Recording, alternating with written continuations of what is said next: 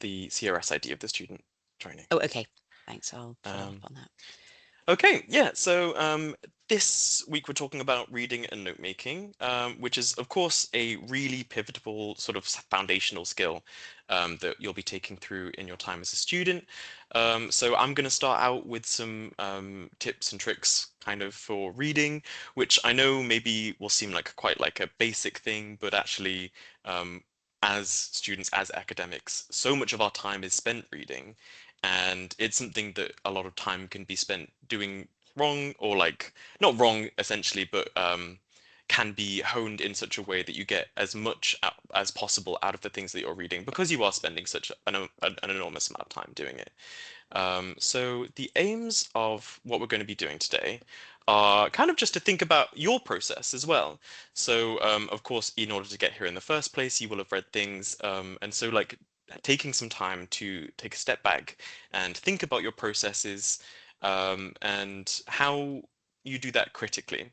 What kind of questions you go into a reading with, for example, and then what you take out. So, of course, there are lots of different methods. So you'll be able to compare the way that you do it with maybe some of the ways that I suggest as well. And then also we're going to do a few activities. So we're just going to be able to practice some of these strategies. It won't magically change your life in one morning, is the one little caveat we share. But these are just a way to sort of slowly, integrate different techniques, think about the way that you read, and maybe be more intentional in the future when you approach a reading. Um, so, before we get started, there are just a few caveats to before we go ahead. The thing to really underline is that the speed of your reading is not indicative of your academic ability. Okay, when we talk about, good sort of sustainable reading habits, it's not about doing as much reading or reading really quickly or reading lots of books, reading really broadly. It's about what you do read, how much do you take from it, and how deep is your understanding of the reading. So if you are quite a slow reader, you might be someone that is an incredible close reader. You might be incredible at reading poetry and how like, there are like incredible amounts of detail in even just one word. So the speed has nothing to do with anything, really. And also just to understand that everyone's different. Like there will be different challenges for neurodiverse students, for students for whom English is not their first language. Everyone is on a different journey with reading, and everyone will get different things out of reading. And actually, if I give the same book to each and every one of us, then we'll all get something different out. And that's something to celebrate rather than to feel strange about.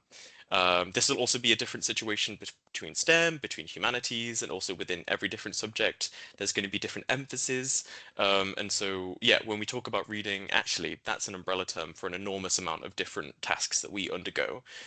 So as we will go forward, we'll talk about, different things that we mean when we say reading. Um, and yeah, I think there's a bit of a trap of this idea of doing the reading as though it's this thing that you can simply start and then finish and then move on from. It's a little bit too objective in that way. But actually, yeah, deep reading is the thing that we're focusing on.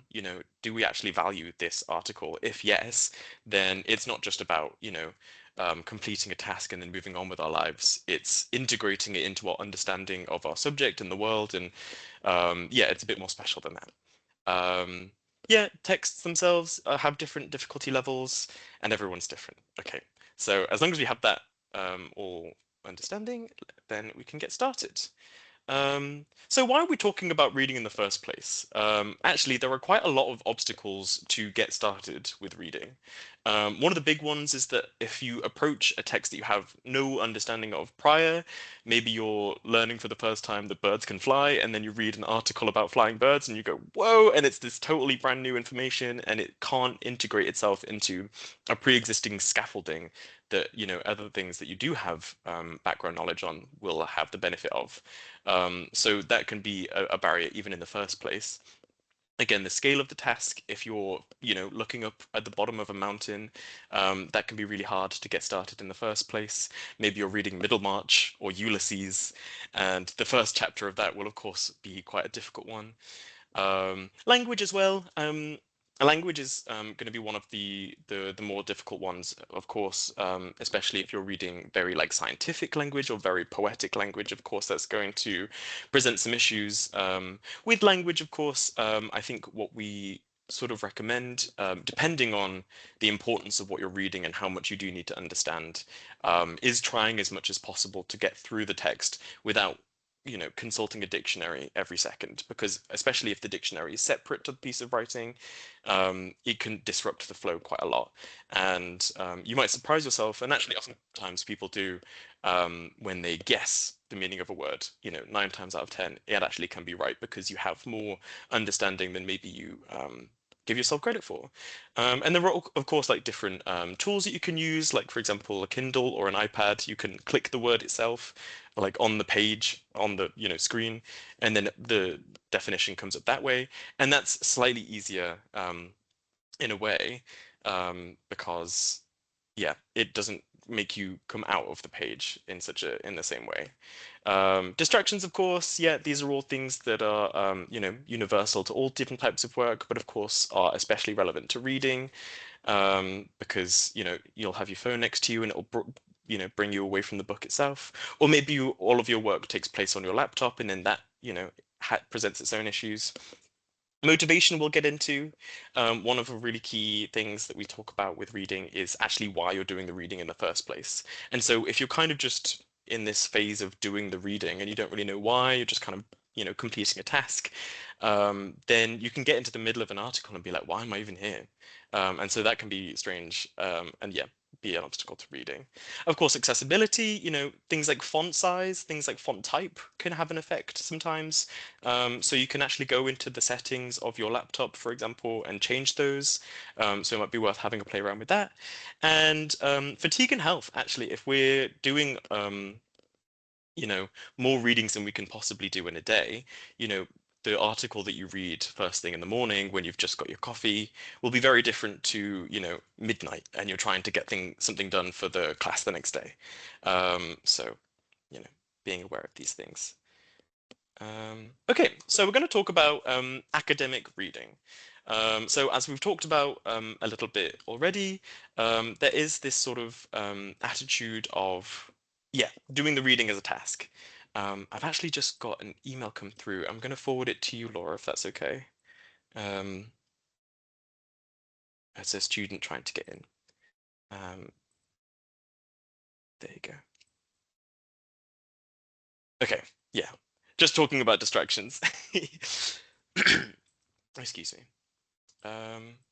Yeah, so the academic reading is different from this idea of just simply, doing the reading, just trying to read every word in order and then, moving on to the next thing. Academic reading is all about these higher cognitive skills, analyzing the text. Can you summarize what's been written when you get to the end of the text? And can you synthesize it with other things that you've read, draw links between, different concepts that were in the article, link this author's work to other authors, for example. Um, and then, yeah, reflecting on it, being curious, going through if it has different links in the bibliography, embracing that, the joy of your own subject and, going down these different articles as though they're a rabbit hole and, yeah, being a bit voracious with the ideas rather than just, doing what you need. So when we talk about intellectual curiosity, we think about maybe being a critical reader. And so what we mean by critical isn't necessarily like being really negative and thinking about what's wrong with the text, but not taking the text for granted as a fact of truth. Okay, so some of the things that you can do in order to, critically position the text is to think about purpose, its context, and the authority of the text. Okay, so the purpose, these are questions like, why has this text been written in the first place? Why have I been set the reading by my supervisor? These might draw out really interesting things. It might be that it's in, interesting conjunction with a different text, or it's related to the previous week or the next week. So you can, give yourself a more clear idea of why you're reading the text in the first place. Is the purpose of the text itself to argue with a previous reading? Is the purpose of the text to, is it rhetorical in any way? Does it have a bias? Does it have anything like this? Which brings us on to the context as well. So, different texts will have, different historical or geographical biases. Where was this text written? When was this text written? Um, is it, following on a sort of chronological evolution of ideas? Is it, the sort of like maybe second wave feminism type of text or third wave feminism type of text? And in that way, I can contextualize it with a sort of broader amount of different readings. Um, and then authority as well, you might come across a really broad range of different types of text. So, you might find yourself on a Wikipedia page. And in that instance, you have to ask yourself, what is the authority of this text? Do I trust what they're saying? Um, if you're generating a reading list from, Copilot or ChatGPT, then you don't know the reputation of the authors behind them. So it is always useful to, see the university maybe that the professor or the writer is coming from, whether there anything else that can like indicate any biases on the part of the author, or if it's a scientific paper, can I investigate the evidence, and is the evidence robust enough for me to trust it and use it in my own writing? And then finally, yeah, as I was talking about previously, like being intellectually curious is what makes reading fun. So that when you read something, you absorb it into your brain, and then you have something that you're able to say about it. You have an opinion. You're not just restating it. You're not just regurgitating it. We are sort of past the point of just like rote learning. It's like integrating and interpreting. So what does it mean for your research? Especially if we're coming in, with a thesis in mind, how does it influence what you're writing for your thesis? Um, okay, so a good thing to do before you get into any article is to just take a second, because it's quite easy to just, get the reading, get the article up, and then just go without a lot of forethought. But actually, you can really save yourself a lot of time. And I know the title of this sort of workshop is Your Future Self Will Thank You, but actually it's really true. Like a lot of this stuff is for your future self, right? Like the person that reads the article kind of isn't the person who has to deal with, how good of the notes you make or how like deep your reading is. So taking a moment to stop and thinking about a few different things before you get into the article will really help you in the long run. So it's definitely a time saver, even if it's, makes in the moment, a little bit longer because you've had taken a moment to consider what you're doing. But it's the same with writing an essay. You wouldn't, immediately go into the essay. You've got to stop and plan. So the first question that I want us all to sort of think about is, what do we want to achieve?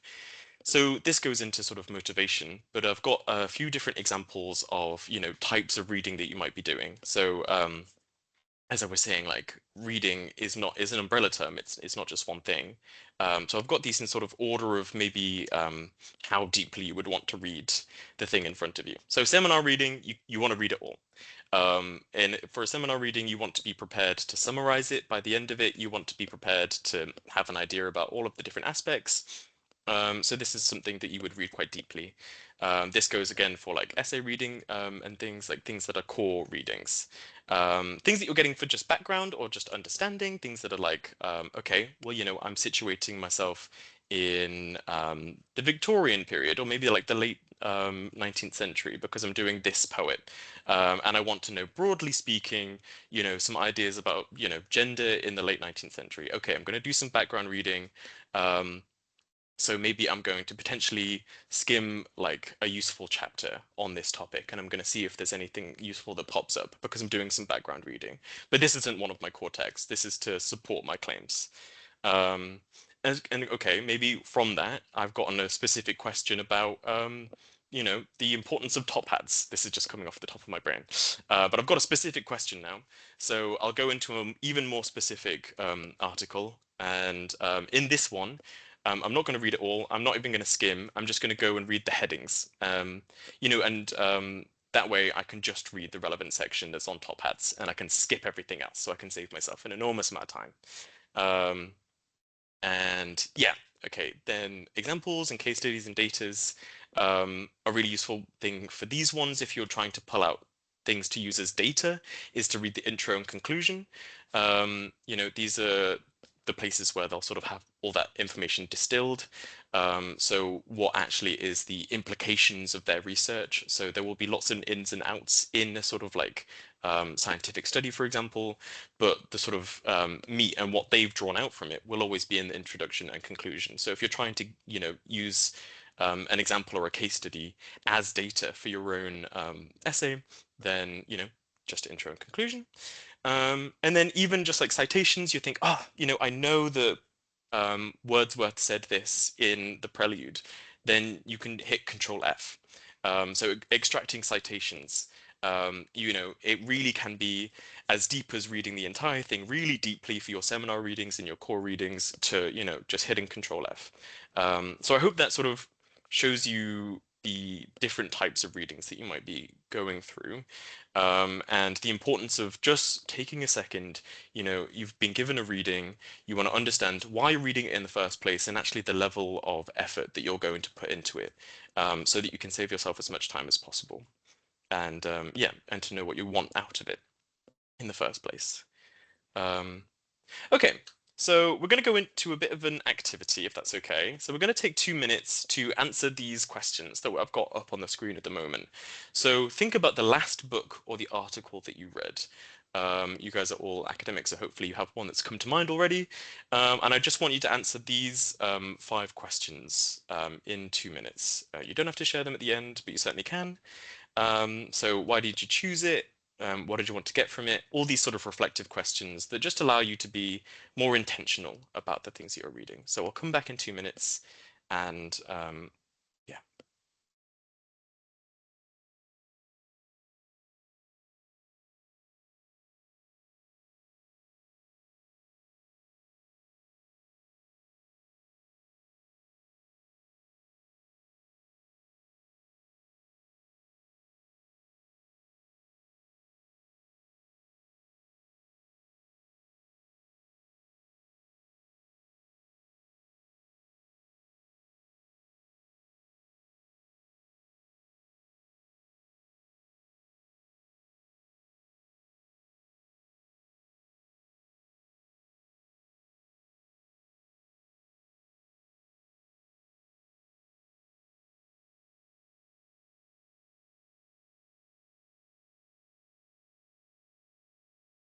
Okay.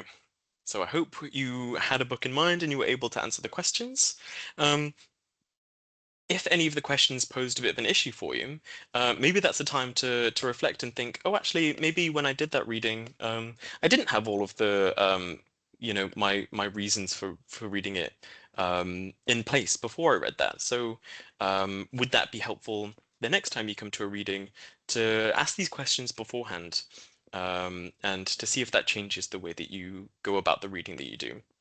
So we're going to go through something called the KWL, which is another way to be really reflective and really intentional when you go about your reading. So it's a bit of a template for taking notes, but it's, I think, because it's so reflective, it is still obviously reading and note making. You kind of can't extract the two from one another. But this is a way of like thinking about how you're going to go about your reading.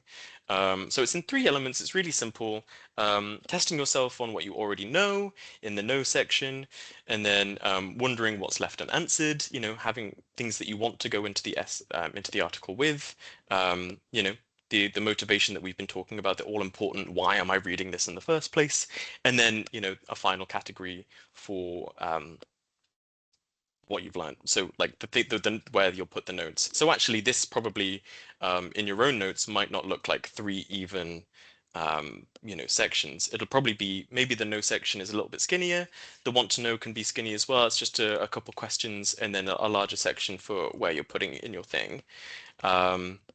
So yeah, I think sometimes it can be a bit like, oh, why am I putting all the stuff that I already know down on the page before I do my writing? Like that's such a time waste. Like I'm also not gonna, put down everything that I know about my subject, in one little section, because of course that would take an enormous amount of time. Like you're writing like 80,000 word essays sometimes, So, but actually, when it comes to these articles, it can be really useful to have everything sort of written out so that you can be intentional about what you're doing.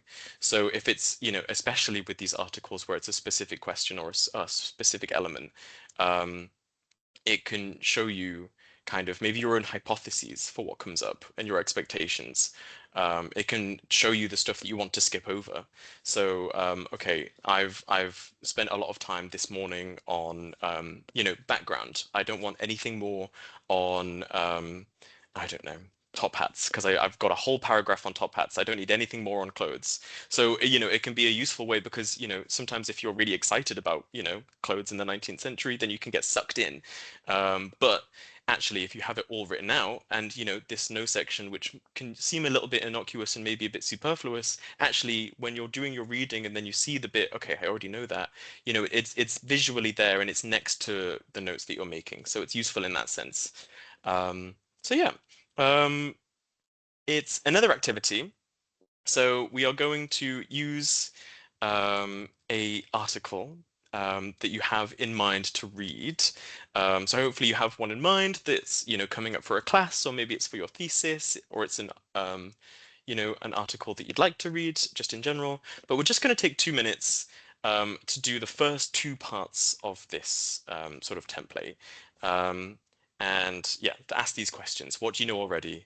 What are you going to read, and what questions do you want from it? So this is stuff that probably you guys do unconsciously already, but this is just about making it conscious and intentional. So I'm going to give you 2 minutes. We'll come back at past, and hopefully, it starts to make a bit of sense.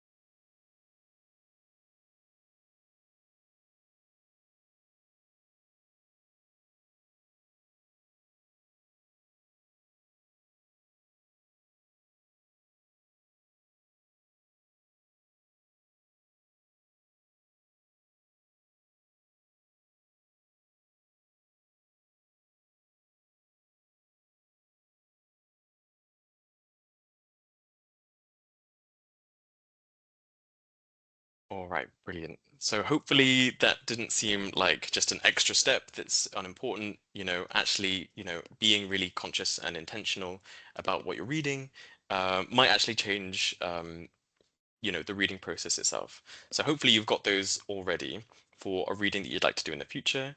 So when you do get around to doing it, maybe have that in front of you and see what it does. So, okay, we'll move on. Okay, active academic reading. We've talked a lot about, do this deep reading, make sure it's really, bringing in like integrating information, but actually what are the different like elements of that? So we're going to go through sort of 5 elements of active academic reading and get a bit more in depth. So just to sort of get on the same page about what we mean by when we use these words like scan or skim and integrate information and things like that. So we're going to start off with scanning. This is the phase of, identifying if something is worth reading, um, if it requires close reading in the first place. You know, actually, if you're doing deep reading, it can be really helpful to already have scanned it in the first place, so that you know broadly what it's about, so that it's not a surprise. Like maybe if there's a big twist, halfway through, then you can sort of understand on the deep reading, more broadly what's happening, so you don't have those surprises. Scanning is a really easy way of like, yeah, just getting a broad overview, reading the title, of course, the abstract and the introduction, these ways of like if it's like a less important text, like cutting corners and reading just the important parts. So what do we literally mean by scanning is like moving your eye over the text, getting specific words popping out, even phrases and things, headings and subheadings, all these like really just like the big things in bold. It might be a case of like highlighting really quickly things that pop out, or underlining or putting question marks, not stopping for any reason as you go through. And then, of course, this is what allows you to evaluate if it's relevant, if it's useful, and of course, for your purposes in bold, because again, you can't really scan a text if you don't know what you're scanning it for. Like things will only pop out if you already have in mind, like, okay, I'm looking for this specific thing. And then, yeah, you can read further if you need to. Skimming, a little bit different. This is where we might think about like speed reading. So there are different ways to do speed reading. It might be a case of like putting a ruler on the page and following it down, using your finger to like go across the lines like that. Trying to, there's one where you like just read the left hand side of the page and then the right hand side of the page. And so you sort of like jump down the page like this. You speed read to get an overview of the structure. Again, this isn't deep reading at all, so this is not something you would do for something you really need to, dig your teeth into, but it's definitely a good way to get the scope of the thing, what does it actually talk about? Does it, address the things that I need it to address? Um, and yeah, a good idea is to spend longer on the first sentence of each paragraph, because if it's a good article, this is where it will signpost what the paragraph is about. So that's a good way of increasing your reading, absolutely. Skimming, you'll still want to take the notes down, so just the key points, key ideas, still getting an idea of whether or not it's something you want to like deep read. So we've got a good few ideas of how to skim. So you're just kind of getting the gist. So yeah, intro, conclusion, looking for background information, developments, seeing the key elements of the evidence, even the methodology as well. So, is this something that I can slot into my evidence and things? Um, so skimming is slightly more than scanning. Um, Questioning as well.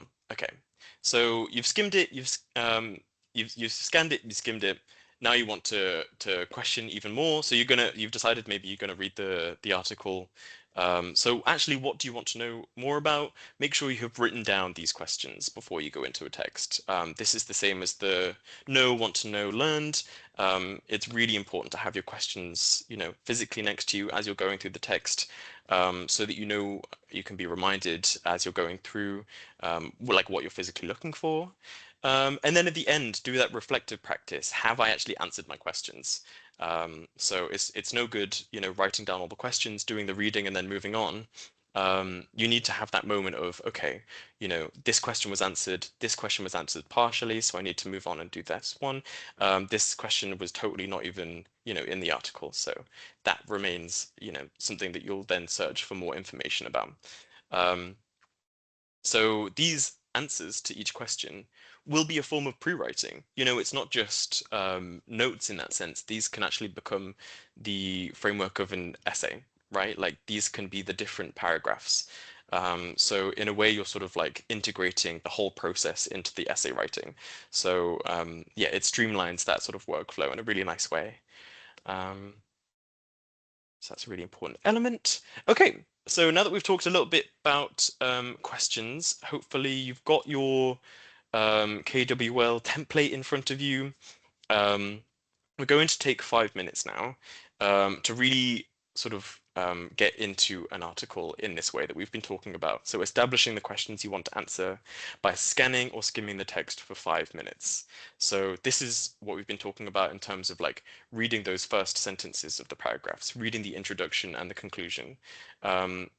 This should only really take 5 minutes. Of course, if you need to, you can take this 5 minutes to go and get a coffee, or maybe take a breather, stand up, walk around.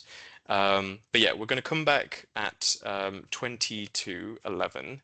And hopefully you can share your experiences with reading the article, and scanning it and seeing if 5 minutes does allow you enough time get a preliminary amount of information from the text and answering those questions that you've asked it.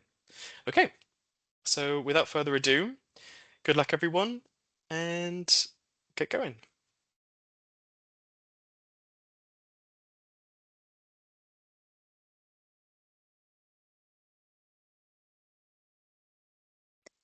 Sorry, could you oh, sorry. Yeah, sorry, what was that? I was just going to ask, could you please repeat the part about skimming, just because I didn't really understand what the difference between skimming and scanning was? Yeah, so I mean, of course, the two words are kind of synonyms, aren't they? But it's just to make a distinction between this idea of, you know, scanning something to see in the first place if it requires close reading. So, even just like the title and seeing what it's about.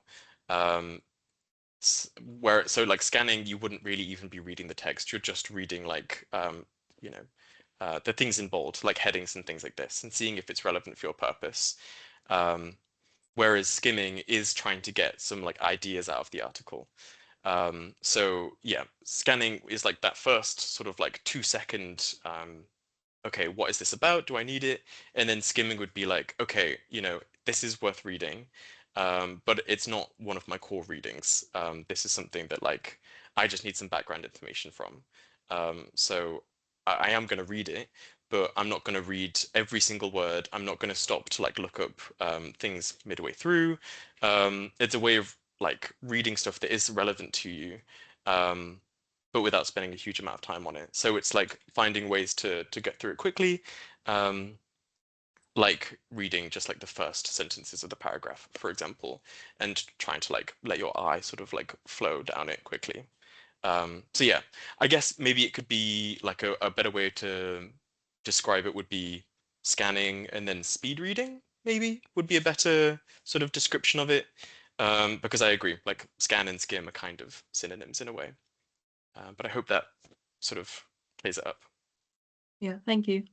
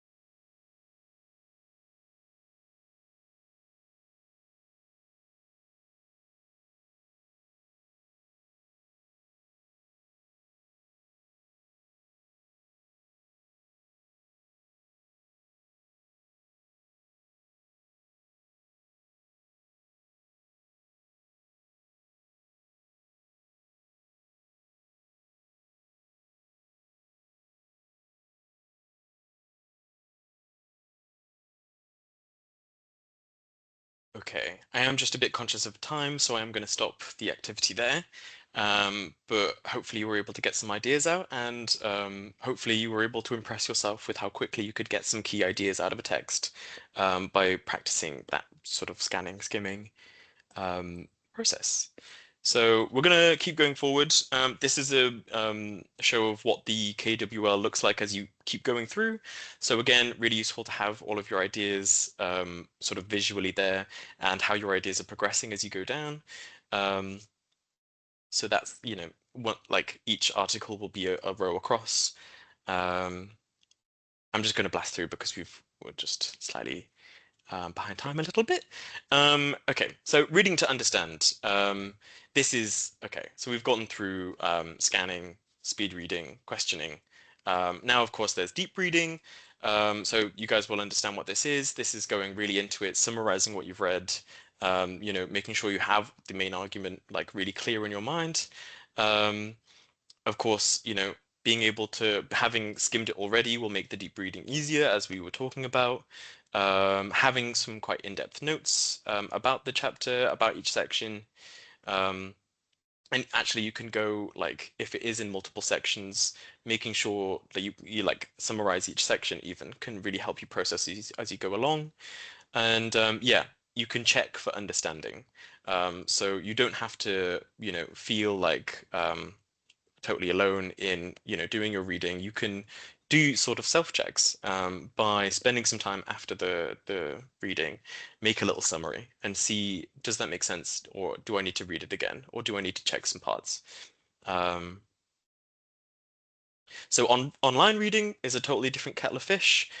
So there are some blocks to deep reading that can come up. So of course notifications are going to be a big thing. There are different apps that you can use. One's called Leech Block. So this is a browser add-on. On Mac, there's something called Self-Control. Of course, on mobile, there's an enormous amount of apps that you can download that will, enforce different types of focus. And yeah, of course, if you're reading for a long amount of time, of course, some academics will be reading the entire day. So something to be wary of is screen and eye fatigue. So there are definitely ways to sort of turn on warm lighting on your screen, making sure the brightness goes down, and ensuring contrast between the text and the background. So white and black as much as you can. But yeah, this is something that like we kind of have to say because although it may seem like an obvious thing, it really can affect sort of this sense of eye fatigue if you are reading all day every day. So there are other things. So for example, if you are at your desk all day, taking visual rests and also physical rest is a really important thing. There are ways of like, getting apps to do that for you as well. Different documents can be edited with like the font size and the type space. So there are different ways of doing that. We'll obviously share these slides afterwards so you can have a look for yourself. So, also on different things online, there are ways of like annotating in the document itself. So there might be like a highlighting function in the thing, or you might be able to make comments. So that might be a really useful way to like do the reading within the document itself. And then have a look at these different tools as well. Again, we will share these slides afterwards. But yeah, you can have the sort of article read itself to you as well, which can be really useful, especially if you're like doing other things as well. And also, of course, check out our LibGuide. We have a lot of different suggestions on there as well.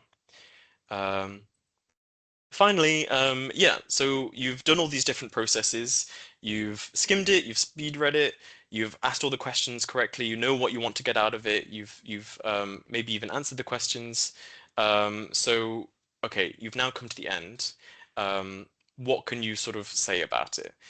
So there are potentially three things that you want to have gotten out of it: what the text says, literally just like a summary of its key points, its argument, what it does. So this will be the sort of meta of its argument, how it makes the argument in the first place, what it's trying to achieve, if it has any historical or geographical biases, for example, and then what it means for you in particular, how you're integrating it into your own knowledge. So these are kind of a way to test yourself on your understanding. So yeah, that's kind of the key elements of academic writing. I'm sorry to have sped a little bit through that final bit there, but I hope that does make a bit of sense as you go through your readings in the future, or maybe like reflecting on the way that you've been reading in the past. If reading is something that you have been struggling with, you know, doing all the thinking like, oh, I've spent all morning reading, but I've not really gotten anything out of it, or feeling quite dissatisfied at the end of an article, or maybe you spend all this time reading and then in a month's time you then come back to use that reading and that knowledge and it's coming up short for some reason.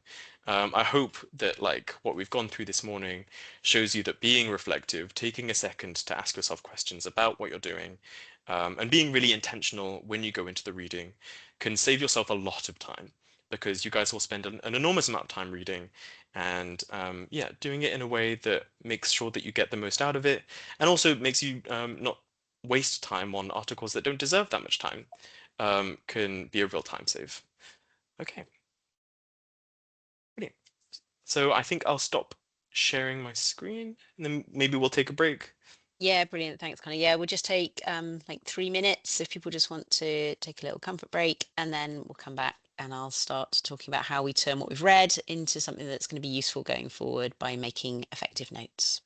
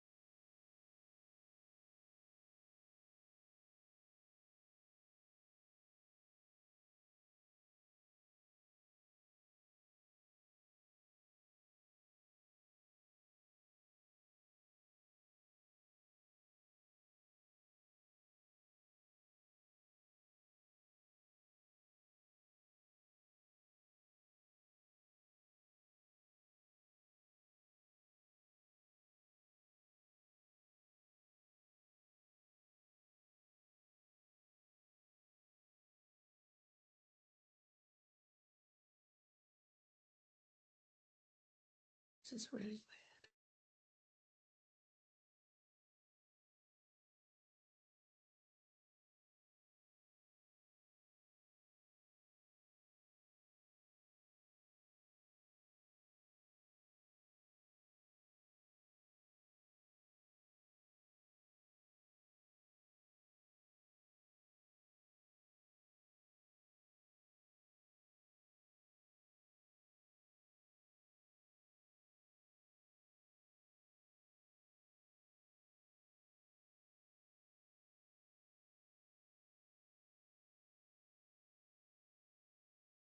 Okay, so we're going to move on now to note making, and I've been very deliberate in talking about making notes rather than taking notes, because we're going to make them active rather than passive.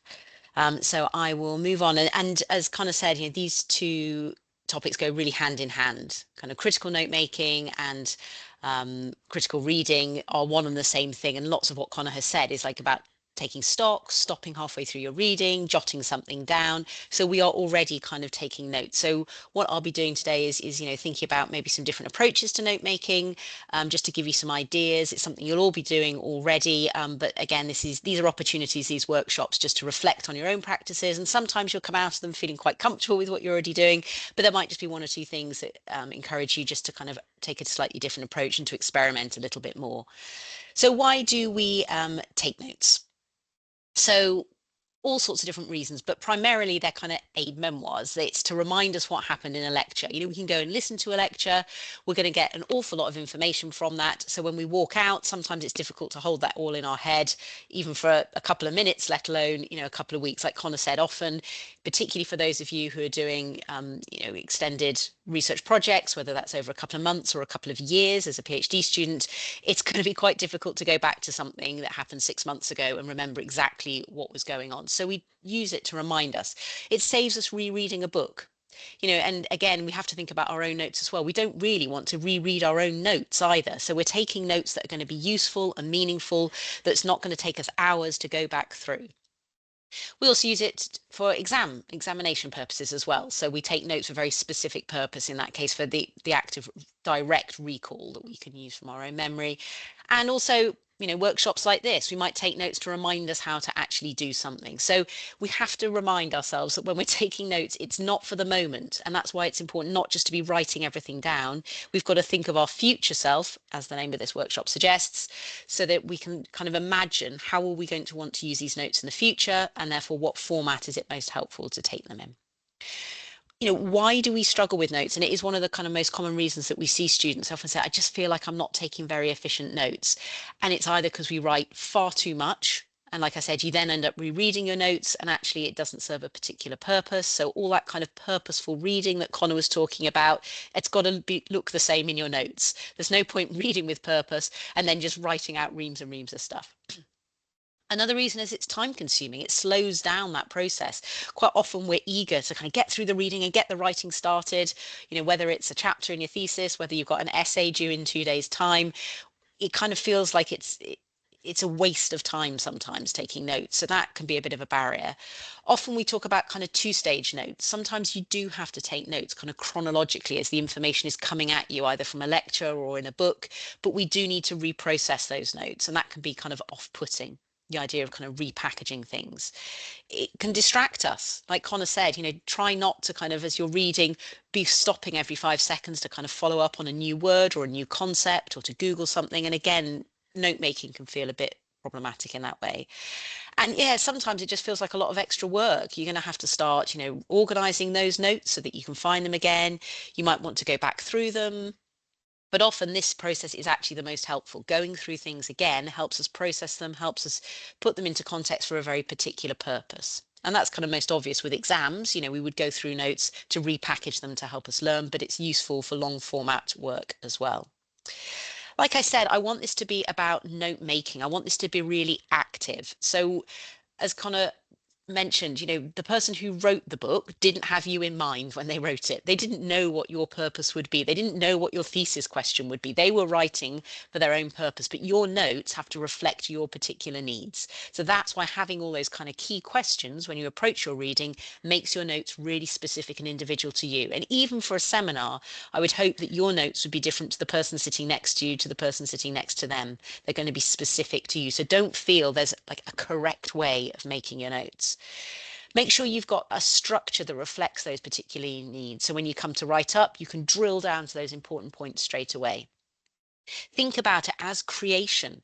You know, this isn't somebody else's ideas. You're doing something with their ideas and making something anew. And yeah, put your voice into that. And the sooner you do that with your notes, the easier it makes the writing process. If you are just taking chunks of what someone else has written, when you come to write things up, you're going to have to do all the hard work at that point. And it's really quite nice if you've been doing some of that critical evaluation. How does this meet my needs? How does it relate to everything else that I know? Then you can do some of that pre-writing. So you can now see kind of how reading and writing and note making go hand in hand. So for lectures and for reading, it is slightly different, you know, and we totally appreciate that. I will be talking quite generally about a lot of these approaches, but I just wanted to highlight the differences to begin with. Like Connor said, stop. Yeah, before you start, stop and plan. Before you go into that lecture, have an idea, have a strategy for how you're going to take those notes. Don't just have your pencil and your paper or your laptop open and just go at it. Think about a format that's going to work. Try not to just write down everything somebody said. Increasingly, lectures are recorded anyway, so you might be that you can go back and check on details if you miss things. But draw out some of the key things and the things that add to your knowledge. That's where that KWL format comes in really well. You might already have some knowledge, so just think, I'm only going to jot down the things that take me up to the next level, or the things that I don't understand, the things I want to follow up in more detail afterwards. For written work, we've been through this, you know, it's very, very similar to the reading approach, but again, just making things as distinctive as possible and putting in context, particularly for those of you undertaking research over a protracted amount of time, have some sort of reading journal that is separate to your notes that kind of situates, like, why did I read this? You know, what was I thinking at the time? Where's it going to take my reading next? And then when you pick up, particularly for our part-time students, if you've got big gaps between your work, it's helpful then to just use it as a springboard as well. So in terms of, you know, if you're doing written work as a result of reading something, then the approach is ever so slightly different. But like I said, the first step before you do anything is thinking about a structure. Think about a system. A lot of your notes will be as the result of reading an individual item. They might be going to a lecture, they might be reading an article. But sometimes we need to stop and we need to take notes at the end of a day. Maybe we've read, you know, 4 or 5 or 6 different things and actually just doing some consolidation. This is what I've learned at the end of the day. This is where my thinking is going now. This is a new topic that I've kind of come across and I've got a load of questions. So we should be taking notes that aren't just about kind of single interactions, definitely. Or you can kind of blow it apart and go the other way and just keep your notes based on a single idea. And I just wanted to introduce the idea of Zettelkasten, and this is something I've been reading up on recently, and it emerged in the 1960s, and the card catalogue there is literally because that's what kind of Zettelkasten is. It's a box for your notes, and it was the kind of card catalogue approach, but obviously there's loads and loads of apps that can help you do this now. And this is a way of kind of generating ideas, and the reason I'm introducing this at the very start of all these examples about different ways that we can take notes is just to show that it doesn't just have to be about starting at the beginning of a book, making your notes and finishing your notes at the end of the book. We have ideas all the time, and these might be based on interactions with literature, but they might be as a result of having had conversations with people in our department. You might have had a meeting with your supervisor. You might just be doing some washing up and an idea comes to you. And taking notes down in this way is also equally legitimate, just grabbing at these ideas. What we then need to do is start making these connections between ideas. And I think it's just a really helpful approach. You don't have to follow this to the letter, but I think it's a really helpful approach to kind of, again, be thinking about not kind of chunks of information that we've grabbed from different places that we're then trying to stitch together in our writing. It's not like a jigsaw. It should all be about our own narrative. And if we can grab these ideas, so these fleeting ideas, they might be just something that comes to you. It might be as a result of reading something, but when we read a book, we often take loads of notes and they're all jumbled together still. Maybe just separate little ideas that we get from the literature separately. And then think about making kind of permanent notes that bring some of these ideas together. So it's a kind of philosophy, I think, Zettelkasten. If it's something that appeals to you, I definitely look into it, and I'll be looking at some of the digital tools that can assist with this later on. But I think, yeah, I think just shaking up the way we think about taking notes. They don't have to start with, bibliographic details at the top and finish with us signing off at the end and, this is what this author says. It's equally valid to kind of try and replicate the way our brain works, which is like lots of disparate ideas that we can then begin to see connections between. And that's, again, the kind of whole purpose of note making for writing. That's kind of why we're taking notes in the first place, right? Is so we can create something, we can generate our own content. We're not just doing it to replicate what other people have already written. Okay, so that's giving you a system, a way that you're going to kind of approach it.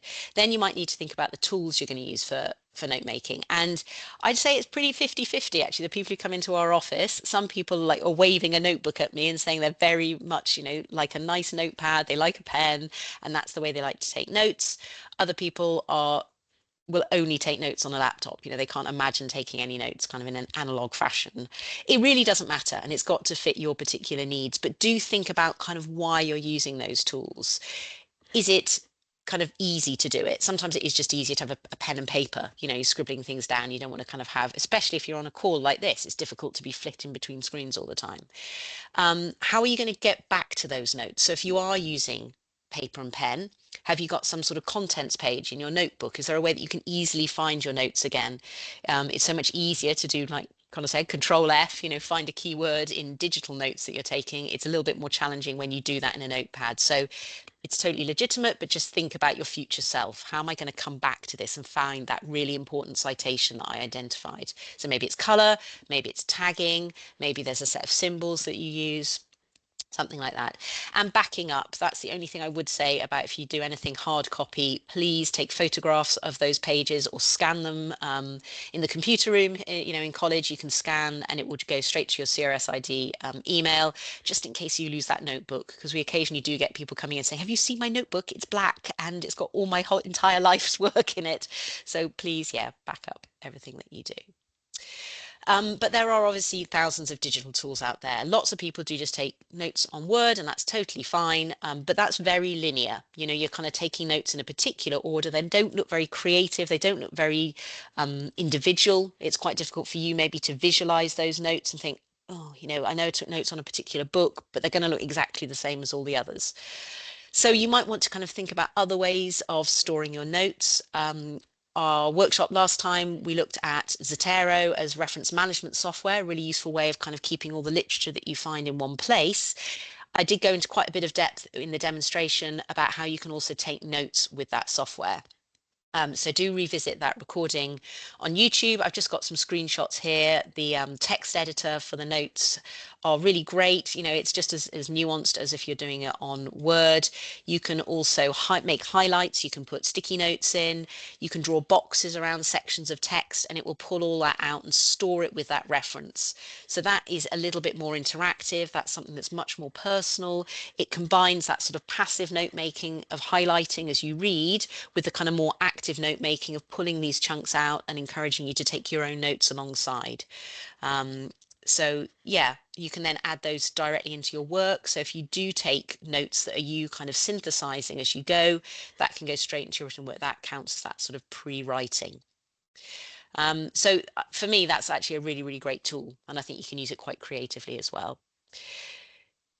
That is something very specifically linked to a piece of text. It might be that you take notes very differently. Like we said, you might have kind of a thematic approach to taking notes, and something like OneNote is really, or Evernote, or there's lots and lots of tools out there.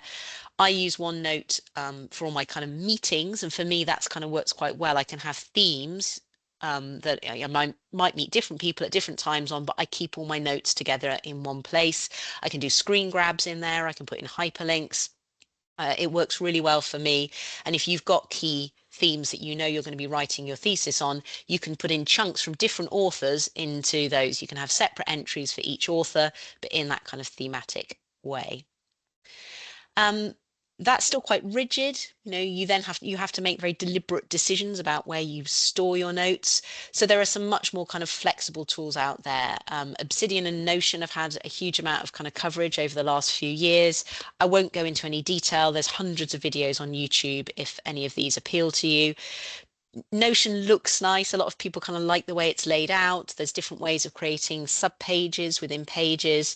It allows you to kind of drill down into detail to make connections. You can kind of, there's all sorts of to-do lists in there. It's one of these kind of quite all-encompassing tools, and quite a few of our students do use that kind of very consistently for all their work. And then there's Obsidian, which serves many different purposes, but one is this kind of visual way of taking notes, and it makes connections between your notes. So you get this kind of node-based visualization. So if you work visually, it can really help. This is just an example of all the topics that they have in their help section. So they have different pages on all these different key ideas. You can then click on a particular topic and you can see how it links to others. So you can see, in terms of if you're writing about literature, there's going to be kind of key topics that are coming up in lots of different bits of literature. You can click on something and you can see the relation to everything else that you've read. So it does some of the hard work for you in terms of that kind of tagging and having to think about what's going to be relevant to your research. Again, if you want to drill down into this in more detail, lots of videos on YouTube, but it is that idea of kind of not being stuck by the kind of format that you've approached the idea in. If you've come across something in a lecture and it's stuck in your lecture notes, or it's stuck in a kind of notes about one particular reading, that's not very helpful for you when you come to do your thesis, a dissertation, an essay. You want to blast all that apart, don't you? You want to talk about things and put your own structure on top of them. Okay, I've mentioned already a little bit about backing up, but particularly for digital things as well, do just make sure that you back up regularly, that you perhaps have something. Most things are kind of based on the cloud now, but do just kind of keep an eye on that. And of course, one of the dangers with a lot of cloud-based storage is that you can overwrite things really easily. So just, think about version control, think about a little bit of housekeeping on a weekly basis, just making sure that you're on top of things. If you are using something like Zotero, which is a desktop, well, you might have the desktop version, you will also have an online version of that as well. Make sure that you're syncing it regularly, just to make sure that if anything happens to your laptop, you haven't lost all your readings.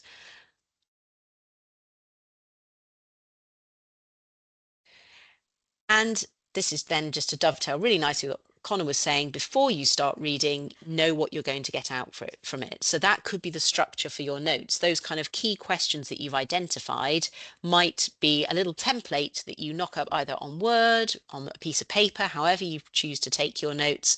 Get those questions down and then fill in the gaps. That provides some sort of structure to your reading, but also to your note making as well. So you can see I've talked for like 10 or more minutes here just about getting started. We haven't even put pen to paper yet. A lot of this will go on subconsciously. You'll be doing this all the time, but it is important just to stop and reflect so that you just make things as useful for you as possible. Okay, so we've talked about the kind of skimming approach.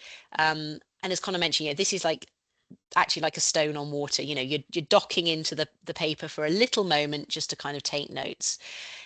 That sort of reading approach does give you the opportunity, again, not to be restricted by the structure that the author has put on, because at the end of that, you can very quickly do a little summary paragraph.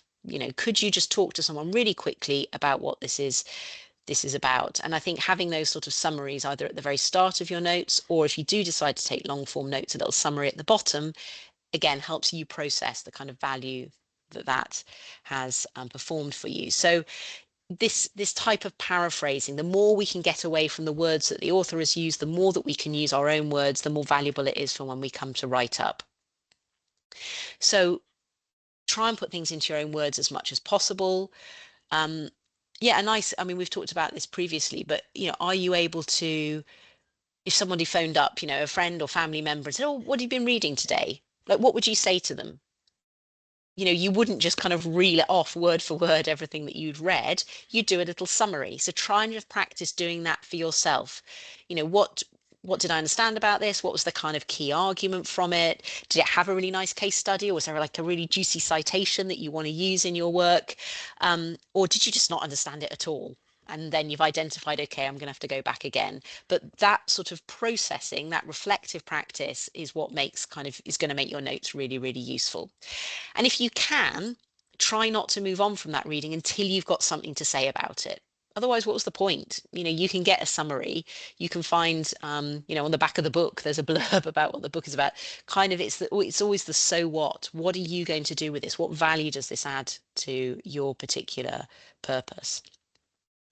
I've put a nice peacock on here just to demonstrate the idea, of making your notes stand out. This is for your purposes. This is so that when you are looking over 300 pages of notes or scrolling through Word document after Word document, how are things going to jump out at you? How are the key points going to stand out?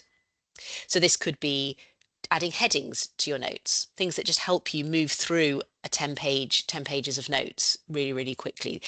Put things into bullets, add some sort of hierarchy to the points that you've been reading about, maybe some form of numbering. These are the key things that I took from this. How are you going to distinguish between what the author has said and you have said? Is it enough just to put, sort of quotation marks around something? Do you need to indent it? Do you need to use a different color pen or a different color on your Word document? What is it going to be that makes it really, really clear that these are your thoughts and these are their thoughts? Because one of the main dangers with taking notes, if we take them quite passively, is it can lead to accidental plagiarism. We kind of get a little bit confused about, oh, was that me sort of taking their words and just changing the odd word, or was I properly paraphrasing it, or is this my response and then I've like indented, put in red, made it really clear that this is something I've taken directly from the author. I've got the page numbers, and that's another thing to do as you take your notes. Be really, really strict with yourself about where things have come from, which page you found them on, so that when you come to write up, you don't have to waste time going back, Googling, kind of Control F, where is that bit of information in this article? I know I got it somewhere. So be really strict with yourself as well. Again, having that little structure as you go through. And try and give yourself space, however you do that, that's much easier on a physical piece of paper, but the opportunity to go back through these notes, maybe even just quickly, and just say, okay, this was useful, I want to use this, I didn't understand this, question mark, just a little bit of extra space, whether it's physical margins or call out boxes or whatever it is in your note making style, that means you can kind of again interact with those notes. This is where this idea of kind of creative note making comes from. It should be kind of messy and creative. They don't have to look beautiful. They need to be useful. Okay, so thinking about kind of the different styles of note making that are out there. Linear notes, the ones where you start at the top of the page when you're reading and you finish at the bottom of the page when somebody stops talking or you get to the end of a book. These just kind of flow, and these are really useful for following along with something. It's quite nice for long form notes because you just keep, you go on to another page. You're not constricted by the size of the page that you're working with. But the downsides are that they all look the same. It's really difficult at a glance to kind of read a kind of long form notes like this. It's quite difficult to make connections. You're very much restricted by the order in which the information has been delivered to you, and you might need to summarize them again. So there might be a kind of time kind of cost built into the idea that you've taken notes in this particular way. And here's just an example. It just, like, you look at it, it's kind of boring. I can't see what the most important point is about that this author has made. This is taken from a journal article. It just doesn't mean anything to me. I would definitely have to rework these if I was going to write an essay to even work out what I want to take from this. And when you think about it, when you come to write an essay, you literally might cite somebody once. You might take one idea of theirs or one 5-word citation. That's all you need from it. So really the most important thing is, what did you understand? How did it progress your thinking? Not exactly what they said. So this is an example of how those kind of linear notes can look a bit more exciting. These are obviously taken by hand, but you can see the areas that have been kind of highlighted in blue where somebody's put page references in, they've put headings in, they've put numbering in, bullet points, they've used different color pen to draw out kind of key questions that this reading has identified. You can just see it's been reworked, it's been remixed a little bit to make it useful to your particular purposes. Overall, though, I would say that templates are the best way forward. Having some sort of template that works for you, that's going to help you summarize the ideas. Keeping stuff short, I've mentioned telegraphic sentences, abbreviations, so developing your own form. And we've got a nice, if you go to the note making section of our LibGuide, and we'll share the link with you at the end, there's a nice list of abbreviations there. So if you're not used to kind of taking, it's not quite shorthand, but it just gives you some ideas of ways that you can kind of speed up your note making and compress them as well. Again, with a template, you still need to do something with it afterwards. You still need to think about, so what did I take from this? What am I going to do next? How does it link to other things? You might have seen the Cornell method. This is a very basic template. Literally draw a line down the middle of a piece of paper, or you can set it up on Word with kind of 2 columns. Make sure you've got the details across the top of what you're reading or what you're listening to. But the main thesis behind it is that on one side, you've got the ideas of the author or the speaker, and on the other side, you've got your ideas. So this is this idea of kind of having fat margins where you can kind of interact with the information that you're recording. And the nice thing is it's got this little option for having a summary at the end. What have I learned from this? What am I taking forward? And I've had students use this in lots of different ways. Sometimes they like to take long form notes, and then they use this like as a cover sheet. So these are the kind of key things I've taken from it. Other students have used it actually when they've taken something, an essay that they've written into a supervision, and they've had to summarize their essay for the supervisor. And they're like, I've just been flicking through my essay and I got really lost. Again, having that cover sheet as a kind of, like we said, it's a reminder, it's an aid memoir. It's something that you can kind of very quickly skim through and kind of make your key points. Hang on, I'm just going to have to pause this.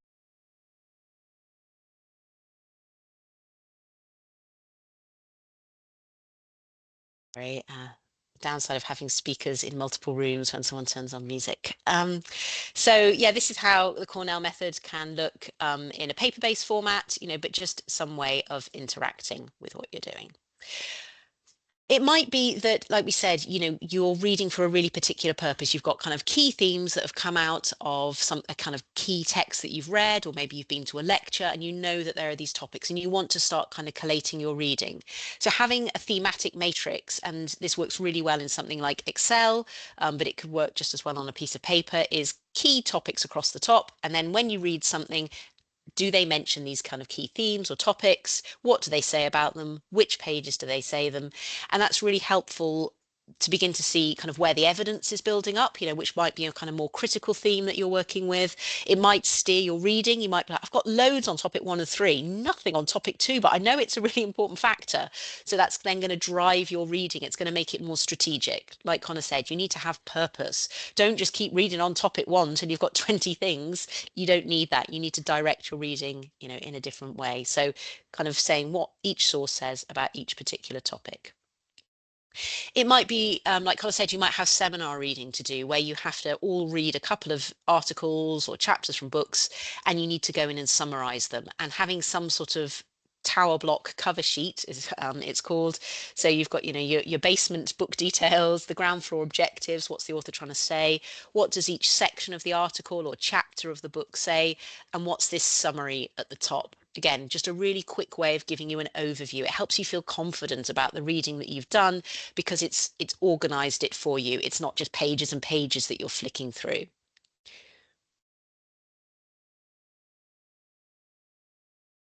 Mindmaps, that's another thing that is often really encouraged as a way of kind of mixing up the order in which the information that we receive. So this is really great for you adding your own ideas in.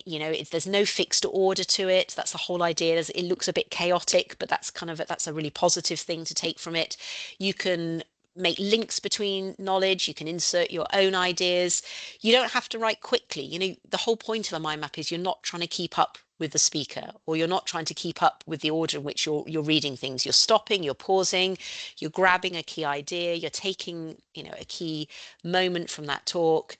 But it's a really good way to start moving from what you hear or what you read to actually being able to write. It's repackaging things in a way that makes sense for you.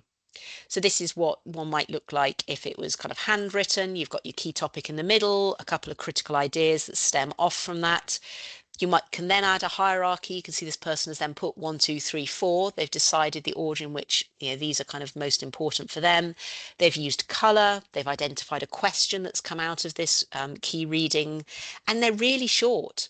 But probably when they come to write up, this is all they're going to need from this particular article. They don't need to have acres and acres of writing all about this article. They just need to think, what does it mean for them?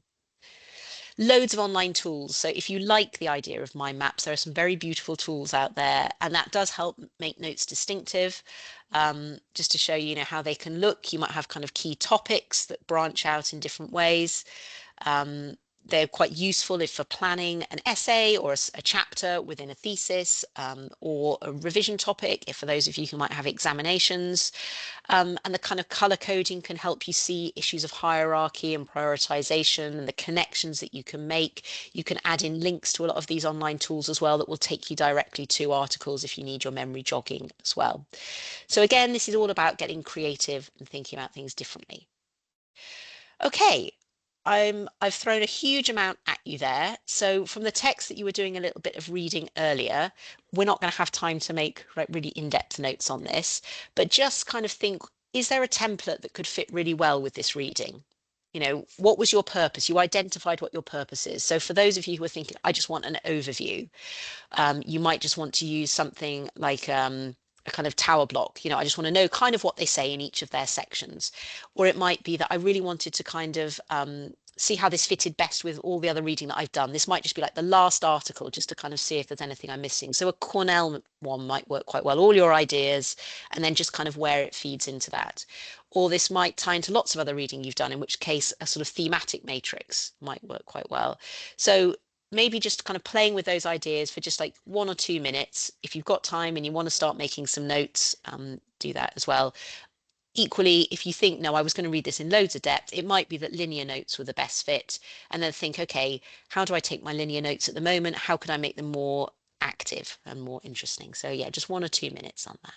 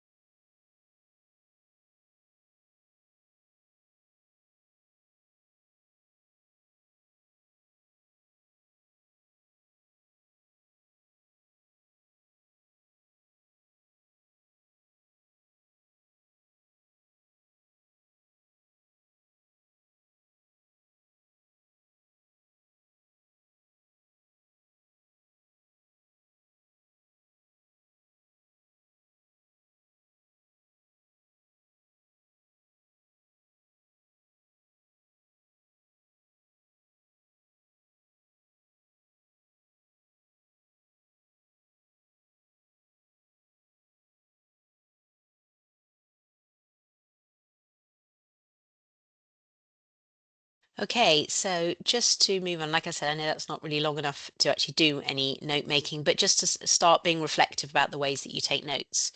I did just also want to talk about note making specifically for literature reviews. This kind of ties quite into that sort of thematic matrix idea, but quite often you're going to try and be systematic maybe about things that you're reading, or you're going to be reading a significant amount of material that you kind of need to come back to and feel that you've got a really good kind of grip on going forward. Just like we said, it's kind of making connections. Sometimes you start reading something, you don't really know what you want to get out of it. It might be early days in your thesis.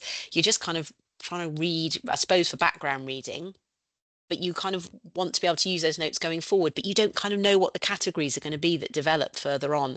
So wherever you can, having some form of tagging, some sort of way of thinking, okay, these were the kind of key things that came out of this. And as you get further down the process, and when you've read more and more literature, you can start beginning to go back to that original work and think, okay, this is great. I'm seeing these kind of connections now. So yeah, for analog notes, just having a list of tags, building up like a little taxonomy of words that are particularly useful to you. It might be a spreadsheet that you use that helps you kind of identify key issues, or it might be that you're doing a kind of systematic review, evaluating the different methodologies that people have used. So having a really kind of key structure that means that when you've read things, you've kind of treated them all in exactly the same way. So again, just having a different system that will help you organize these notes and come back to them in a significant amount of time. So like I said, like a template that just means when you make your notes, I'm going to record everything about them in exactly the same way. You know, what was the area of the study? What was the methodology used? What were the key conclusions? How does this move my thinking forward? Having that sort of little checklist can actually be a really useful template. You know, how does this compare? And obviously the stuff you read at the start, you've got nothing to compare with. So these are kind of living documents as well. You might need to go back to them and start to see the links. And kind of that's one of the best ways to kind of keep on top of your notes for a literature search. Don't just take the notes, file them away and forget about them. You're going to be coming back to them all the time. And that's the idea of that kind of Zettelkasten, that it kind of allows you to see these kind of ideas that are cropping up. You may not even know what you're going to read, you know, in the future, but by tagging things appropriately, you can start to see the connections that you're making. For those of you who do literature searching on big databases, there's some really nice functions that can kind of help you synthesize and summarize the scope of literature that's out there. Scopus in particular has a really nice export function. So when you conduct a search, you can select the papers that look relevant, or it could be everything. Again, if you're doing a systematic search, you might want to just export absolutely everything that you find. You can export it as a CSV file, which you can then open in Excel. So yeah, you can choose the fields that you export. One of the fields is the abstract. So if you need to really quickly, and this is a kind of form, I guess, of kind of skimming and scanning, is that you can quickly go through a series of abstracts just to identify what's going to be relevant for you. Is this going to be relevant to my particular study? So that when it's exported into Excel, it looks a bit like this. And this just saves you opening up each file in Scopus, reading the abstract, scrolling down, going back. You've just got it all there on one document. So that can be another helpful way, and you can obviously replicate that for other readings that don't come up through that particular database. You can insert them into that, and that just orders your readings in a particular way. The review matrix, it's a bit like that template that we started with, you know, just making sure that you're collecting the same information. You know, when was the data collected? What were the variables used? You know, what particular topics kind of came up in this? And again, it just helps you kind of interact with it. I mean, I think something like Zotero probably does it a little bit better, but sometimes it's quite nice to get that overview of absolutely everything that you've read on a single document. So I talked a little bit at the start about the importance of keeping a reading journal, and the nice thing about this is it does get you to be critical. It is that little bit of like talking to a friend or talking to a family member. Why did I read this? What was useful? You know, where was I coming from? Oh yeah, my supervisor said I should, you know, follow up this particular idea. So I was looking into this particular theory. So I went down that rabbit hole, but actually in the end it wasn't that useful. It's all those messy things that don't necessarily belong in your notes on a particular article, but they give that context that when you come to write up, it just helps you insert those things in. So a reading journal can be physical. It might be like a nice thing like a diary at the end of the day. It could be a blog, and the nice thing about a blog, you can make it private so no one else sees it, but it will timestamp everything that you put in. You can add tags as well. So again, you can find, oh yeah, all those readings I did about things, but these are your thoughts. These shouldn't be notes from the book. They shouldn't be, or from a lecture. They should be kind of how you're feeling. Where are your thoughts? Where are your ideas going? Like we said, no point reading and there's no point taking notes unless it's going to kind of inform your writing. It's actually about the communication of everything that we've read and everything we've thought that we're going to get examined on at the very end of this. So a reading journal is a nice way just to abstract things a little bit from the rigid format of note making. And like I said, the big takeaway is just the earlier you start writing, the easier it makes things for you. So if you can think about your notes as pre-writing, as a way of getting down your ideas, then if you can just lift stuff out of your notes because you know that they're your own words, they're your own ideas, they're where you've made connections, it's going to save you time in the long run.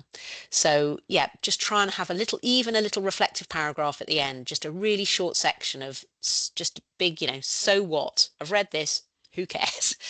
You know, if it's something that you feel has moved your thinking on, if it's something that you feel has raised a new idea that you hadn't thought about previously, if it's introduced a new concept that you really feel you're going to have to go and spend 3 days reading in depth, that's your main takeaway at the end of the day. So yeah, start writing as soon as possible.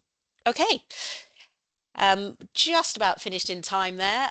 We've got a little bit of time for questions, and Connor and I are happy to hang around a little bit longer if anyone's got something they want to go into any particular detail. Like we said, we're recording this, we will share it, and we're really happy to see you one-to-one to pick up on some of these issues in relation to your own particular work. But I will stop sharing and stop recording now.